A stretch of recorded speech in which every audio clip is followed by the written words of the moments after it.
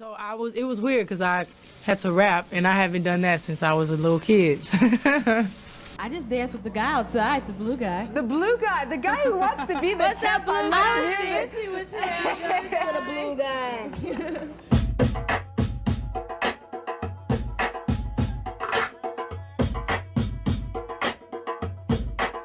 We're Destiny's Child. And we're in Washington with the Box and District Cablevision. We just want to let everyone out there know to stay in school because your education is very important. Hark all the bells, sweet silver bells, all seem to say, throw cares away. Ding dong, ding dong, ding dong, ding dong. You know, that's just,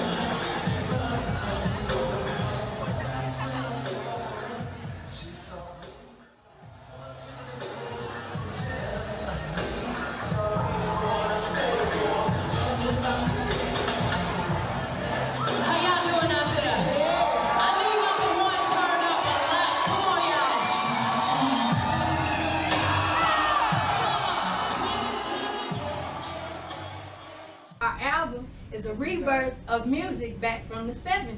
That's right. Because we're trying to bring back music, that live feel. And when you listen to the album, you'll hear the live music, the live guitar, even the orchestra. Dwayne hooked us up, and we're trying to bring the music back to the way it was, because it was just tight. And that's how we try to do our performances. When you see us perform, we try to give you the dancing, we try to give you the live singing, all the harmony, and we try to be real. So we gonna keep it real with you. Right, we're trying to bring it back to the way it was. We're trying to start a whole new era in music. That retro 70 type thing. Right. And if you listen to the album, you'll hear the pop R&B, the ballads, Hip hop. the classical with the orchestra. You hear rap, you hear hip hop, you hear everything. We're trying to give you everything. Wyclef, we met him in the Sony office one day. He was walking by, and we were in our production manager's office. And we were like, oh my God, there goes Wyclef. So we did a little acapella for him, and he allowed us to sing on his Staying Alive remix, and then swap, and he did on the No Part too, which he's also featured in the video too. Jermaine Dupri, his father's over at Black Music at Columbia Records, so that was put together again through the record company. All of it was basically a blessing to us. We were blessed with a wonderful record company and a management team and an A&R staff, so it was all pretty much a big blessing. We're just really grateful to have this opportunity because we know it's a lot of artists out there that can really sing, and it's a lot of people out there that can sing that don't ever get a chance to show themselves to the world, but we have this chance, and we're just really grateful for it, and we're not gonna take it for granted. Right. On our first album, we did a song called Bridge, and we had no idea that it had the sample from Simply Beautiful, Al Green. And I love Simply Beautiful, and I didn't even catch it. But I think it's a difference when people use the music of the song or the track of the song or some of the melody of the song, but don't totally redo the song. I think it's better when you just use the track of the song and redo it than try to redo what another artist has done, because that's their music, that's their creation. You got to put a lot into it to try to top I think last album we were just starting out and we were trying to find what Right now, we just finished up our second album, and it's called The Writings on the Wall. And the first single the album will be out July 20th, but the first single will be out June 15th. And it's entitled Bills, Bills, Bills, and we want everybody out there to go pick it up We're very excited. excited. This album is so great and wonderful. We wrote on this album and Beyonce produced, so we're really excited about it. We're very involved with all aspects of our career. We wrote 11 of the songs on our album and I produced 6 of the songs. We're very involved with the video treatments, with all of our clothes, everything. It's not like something like a gimmick. It's not like something that someone put together, someone else put together. We're who we are, and what you see on TV is who we really are. And also the fact that, I mean, we do sing a cappella, and we sing in 4-part harmony, and it's 4 of us. It's not many other female groups. It's 4 with members of 4 people. So they're a lot more up-tempo, youthful, party-like. It's a feel-good album. More And you're a friend of Wyclef Jean as well, aren't you? So did he help you out with all the writing? Oh, he didn't help us. Yeah, he didn't get to help out on this album like he did last. Hopefully he'll be able to do a fat remix or something. But he did help us out with the title of the album, which is The Writings on the Wall, coming out July 19th. So what's that about? What, The Writings on the Wall? Yeah, where'd you get the idea from that from? Well, actually, The Writings on the Wall is a cliche, which means something big is about to happen. And you can tell that in every song, something big is about to happen in the relationship. Either it's going to end or it's going to get better. And also, we hope that this album does well, and it is a big turnout for us. So that's basically where the title came from. Well, we've had the opportunity to work with Shakespeare and Candy from Escape. They did the majority of the album. Also, Dwayne Wiggins from Tony Tony Tony did a couple of songs. Along with us, they both let us write on the songs that they wrote on. Also, Chad Elliott, and we did In Vogue. We did a We just love them girls. we did a duet with Next, and also Rodney Jerkins. And Missy Elliott. Missy Elliott. And Daryl Simmons. Daryl Simmons. And Immature. Immature also did. Well, like I said, we wrote a lot more on this album. Beyonce produced it. We think that this album is a lot more personal. Right. And you can hear all the vocal quality in the album is wonderful, and the production is great. And we got a new sound this album, and it's more of Destiny's Child. It also showcases our vocal maturity and our maturity from girls to young women. Yeah. So. Oh, yeah. Can I get a hallelujah on that one? Hallelujah! Bills, Bills, Bills is about a guy and a girl who are in a relationship. And, you know, it starts off real cool. They're doing things. She's taking her places she's never been before, but he starts, like, maxing out her credit cards, buying her gifts with her own money, and just acting real trifling. So she's asking if he could take responsibility and pay back some of those bills that he's run up. Because you can't have a guy running around spending your credit cards. We help each other out. You know, you help me out, I help you out. It happened to us, but not to that extent of the song. I met this guy, and, you know, I thought he was nice in the beginning. So one day we went out to the movies or whatever. He's like, "Are you gonna pay?" I'm like, "Excuse me?" You know? I mean, there's nothing wrong with that. If y'all are in a relationship, it needs to be a 50-50 thing. But we're old-fashioned, and, like, on the first date, it's nice if the guy pays for the movie that one time. But later on, we don't mind paying for anything because that's just how it should be. A bugaboo is basically someone, you give them your phone number. It doesn't necessarily have to be the opposite sex. It could be a friend or a family member or whatever. But you give them your number, and they call a little too much. You check your voicemail, and it's that person. You go around the corner, and it's that person. They're just kind of following you. We call him a friendly stalker. So they're bugging you, like nagging you. So call them bugaboos. I don't think everybody does. I don't think necessarily because I know I'm googie. You know, but my parents or my family or my older, especially our chaperone Michelle, is like, "You are just sick. You are horrible." Because, you know, when you fall in love, you don't know nothing.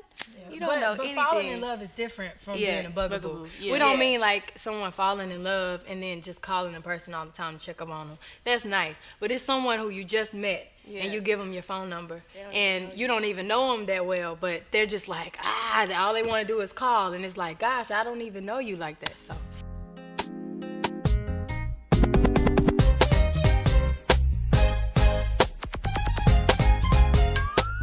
We'll spot dates here and there now, but we'll be starting up a tour with Christina Aguilera. August? Yeah, August 19th. We're gonna hopefully work on that album right after the tour. Okay. So we're listening to tracks and looking for producers now, and we're working on our own production. Okay. Yeah. What song is it? Big Mama's House. It's called Big Mama's House. Yeah, it's called Big Mama's House. It's with Vita and Brett.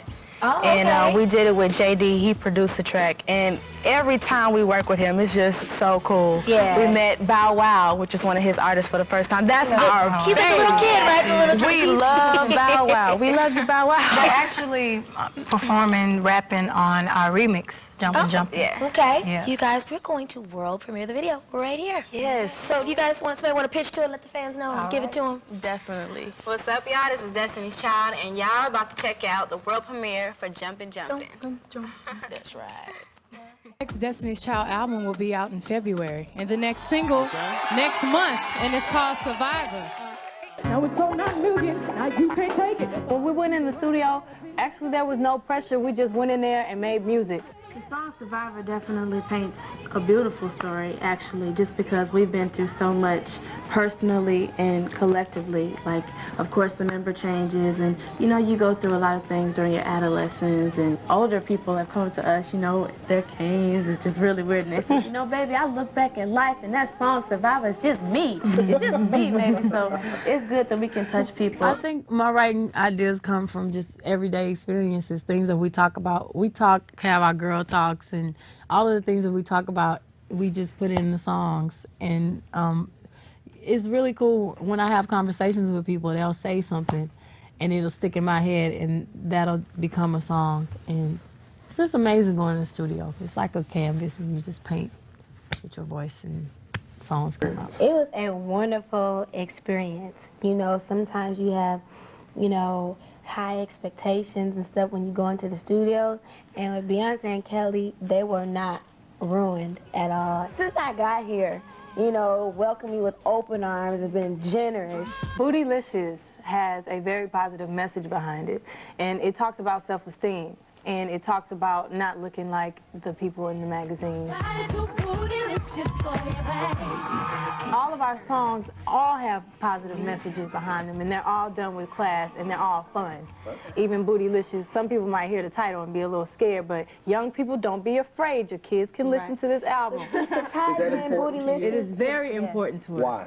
Because we are role models, and we know that. I know it was the other day at home, I was looking at our plaques and, you know, awards, and they all seem to say, like, 2001. So I know, like, 15 years down the line, people will be able to say, gosh, 2001, that was a hot year for y'all, you know? And so it's very amazing, and we've been blessed to accomplish things and be given so many things and be acknowledged for the things that we have done throughout the years. This has definitely changed our lives. It hasn't changed our morals and our values, but, I mean, obviously, our schedule is different.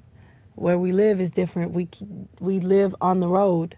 You know, what we eat is different. We eat whatever we can. We would like to still eat home-cooked food all the time, but unfortunately, we got to eat hotel food and all of that. Our personalities are the same.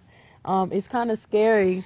The thing that has changed is we have to be a lot more careful, because at every second of the day somebody's watching us, which is a very uncomfortable. Oh, there was a rumor that I signed a solo deal, and I haven't signed anything. But all three of us are negotiating a solo deal. We'll individually put out solo projects. There'll be 3 different types of music. We'll put them out all at the same time so they won't compete with each other. We'll all, you know, do songs on each other's albums, collaborate, support each other's albums, then come back and do more Destiny's Child stuff. Child is still a group. Destiny's Child is solid, baby. We have so many dancers. We got the band, costume changes, pyro, stage is moving, rising, and all this crazy stuff. We do all of our #1 singles. It's just high energy, and we love performing. Performing is the best part of everything. We're all performers. So even if we didn't have all that stuff, we give a good show. I know I speak for myself when I say if the talent is there, I'll do it. But if it's not, that's not something that I'm going to push. I'm not trying to write no bad records for myself and nobody else. But, no, I leave that up to a writer. I mean, I can try and double and dab in it, but I know Beyonce is an incredible writer and producer and arranger. She's done that since we've been out on the first album. On the second album, people don't even know that, but now you do. And Michelle wrote on her album. She really did a great job. I was surprised when she was like, I wrote this part. I was like, what? She did a great job. So reassure you, my life would be purposeless without you. I want it, when I ask you about it, you inspire me to be better. You challenge me for the better. Move back and let me pour out my love letter. Let me help you. Take off your shoes. Untie your shoestrings. Take off your cufflinks. Did you wanna eat food? Yeah. I'm very excited because it's been a long time and we go way back. Way back, 99. Way back. We go back to 99. Dark Child 99. Yeah. It's been hard because I've been having to do the movie and this at the same time, so it's hard to, you know, try to be focused on two things at once. But now I'm done with the movie, so I can give all of myself to this album. I'm excited. All of us are just, you know, it feels good to hear our voices together again, and we're anxious to hear how the record gonna come out. And just happy that, you know, we really are doing another album together. We're still figuring it out. We did about 14 songs, and we can't wait till next week so we can pick the ones that we love. So it's still, you know, I guess we would call it, we about 60% done, but it's a lot more street, a lot more urban. Gotcha. Yes. All right. We'll be back with you later. We be back.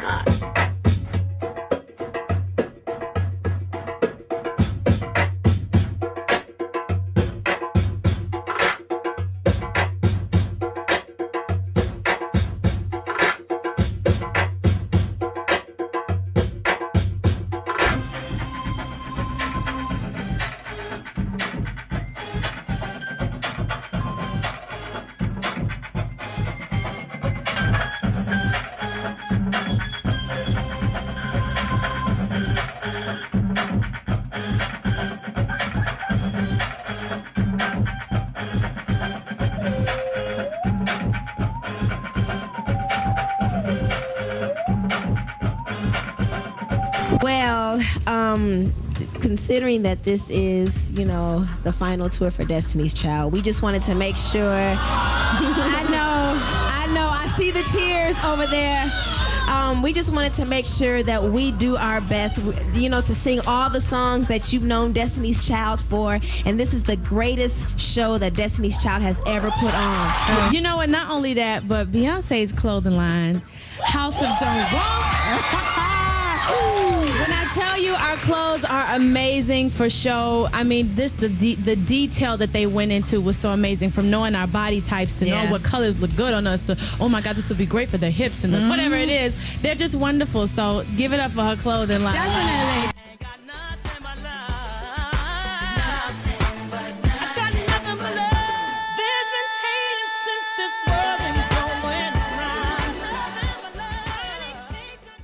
We were told that we were the only American female group to ever debut in the UK at #1. And that is truly an honor. It's unbelievable. When we found out we debuted at #1 in 10 countries, like that, that's crazy, man. It's ridiculous, and it just makes us feel good because this didn't come really easy. Right. This wasn't given to us. This wasn't written out for us to be a specific way. It's nothing manufactured. There's nothing false about us. And we worked hard, and we've been through struggles, and we overcame them. And goes to show that all the hard work, all the struggle pays off. We call it the end of a chapter, which is still a beautiful thing because it's more chapters to come individually. And, you know, we still haven't had kids yet, and we're not married. So it's a lot of different things for us to do. And God is so good to even have us this far in our careers. So we're just very thankful to God. A long time ago, I know I've been singing since I was like 4 or 5 years old in church, and I know Beyonce has stories of where when she was inside her mom's womb, every time she heard music, she would kick. And Michelle was raised in the church. Yes, I did a lot of singing back home in church and in school and everything. So, I mean, those are our roots. Well, y'all got a beautiful blend. Can y'all sing something a cappella for us, please? All right.